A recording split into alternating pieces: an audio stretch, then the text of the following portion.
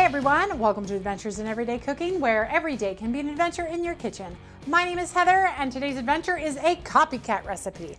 Now, oftentimes I'll be scrolling through social media and I will see a post that has a recipe and I'll think, ooh, yum, I want to make that. And I will print the recipe and then it will sit in a folder until such time that I run across it and I'm like, oh yeah, that's right, I want to make that. This is one of those recipes. I have no idea who the original person was that shared it, but it is a copycat recipe for cinnamon sugar bread twists from Domino's. And you guys, after seeing the recipe again in my folder, I know why I printed it out. It looks so easy, and even if it tastes just a fraction like those bread twists, I think we're gonna have hit a home run. So are you ready for this adventure? Let's get started. Okay, here we go. Now, the fascinating thing about this recipe is it is a 4-ingredient dough. Say what? I hope this works.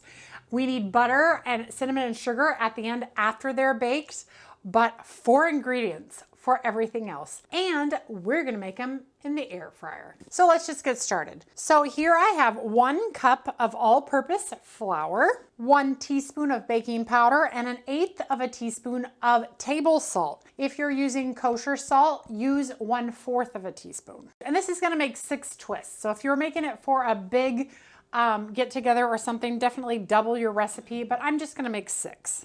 So once that's all combined, we're gonna add 2/3 cup of yogurt. Okay, so we're just going to mix this together until we get kind of a dough ball. Now I got this mat out because the directions say that I might have to work it on the counter, and my pastry mats are actually packed right now because, you guys, I'm moving. I know, I'm doing videos in the middle of moving because I just can't get away from the kitchen, and we need a break from moving. And so I was like, I want to make a treat for us. What treat do I think I want to make? Went into my treat folder. This one popped out and I was like, done. 4 ingredients, very little hassle. I'm all in. So I think I can get this all worked in all together in my bowl because I'm using the mix and scraper from Pampered Chef. If you're using a wooden spoon, it might be a lot harder.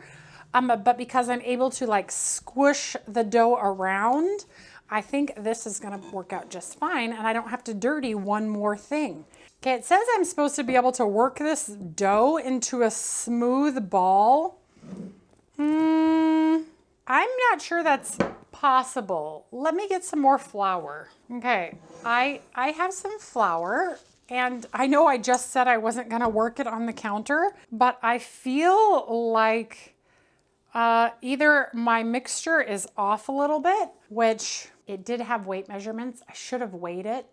You learn from my mistakes, but we are gonna go ahead and put it on here. That dough was way too wet to leave it in the bowl and not work it with my hands.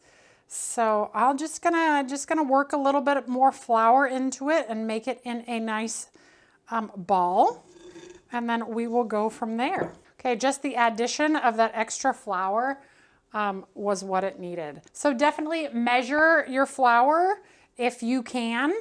It also has the measurements for the yogurt. So definitely measure those things and you will have way better. You probably do it all in your bowl instead of on the counter. So, all right, so this just wants me to knead it into a nice ball. Do you see how it changed that quickly? That's crazy, right? Okay, we'll just put that off to the side. All right, look at that. All right, well, it took like an extra tablespoon-ish. Now I rinsed my hands and looked at the directions again, and it does say it wants it to be a smooth ball. So I guess I will continue to work it just for a little bit, adding a little bit more flour as I work it into something smoother.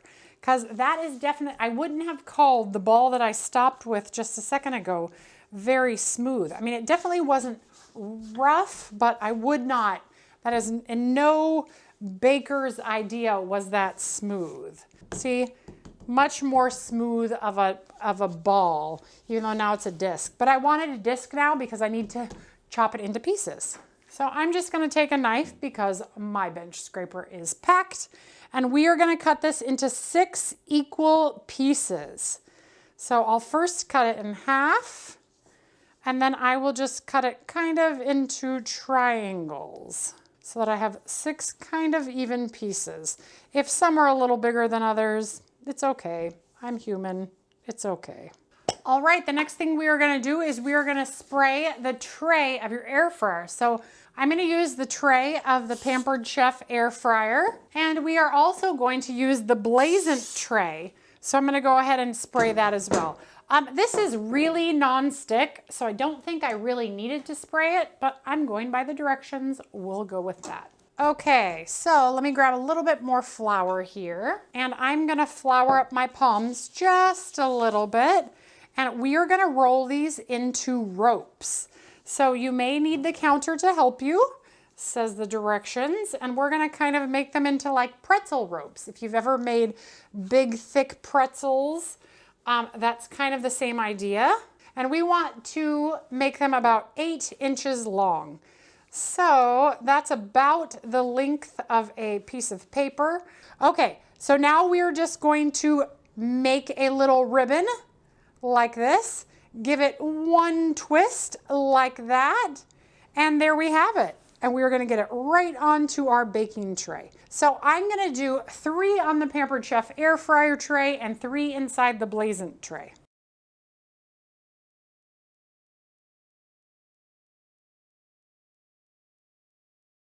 So let me go ahead and move this one over just a little.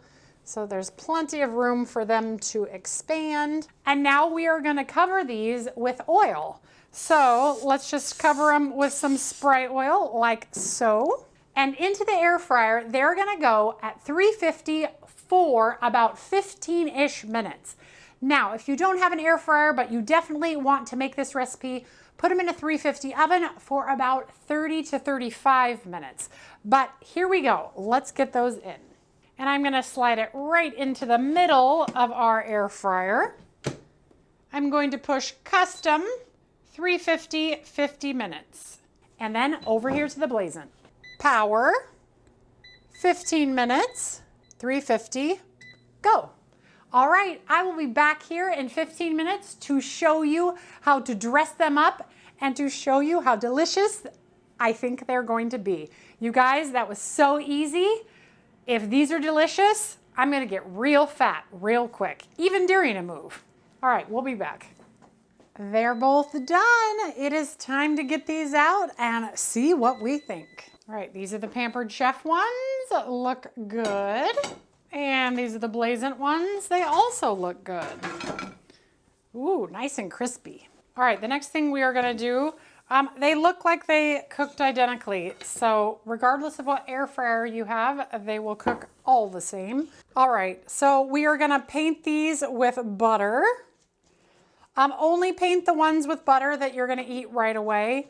No judgment. There are other people in my house right now. Like I mentioned, we are moving, but we're gonna eat these all.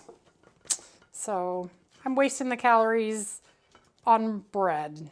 And they smell so good, by the way.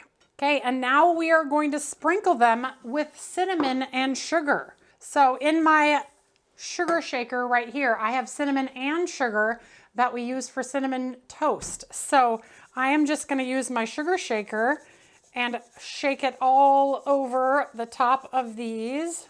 Oh yeah, look at those guys. Wow.